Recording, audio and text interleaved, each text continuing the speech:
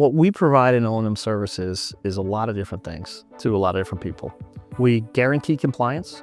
We provide career paths for employees, and we provide staffing. It's true outsourcing, where we're bringing different resources to a project that a community or a private entity wouldn't normally have.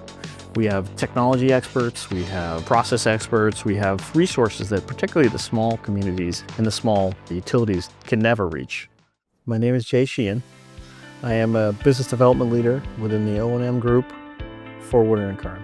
It was a vision by Frank Woodard and Al Curran many years ago that they're inextricably linked functions, and you can do engineering in a vacuum and you're not going to get as good of a solution. You can do operations in a vacuum without the engineering and you don't get as good of a solution.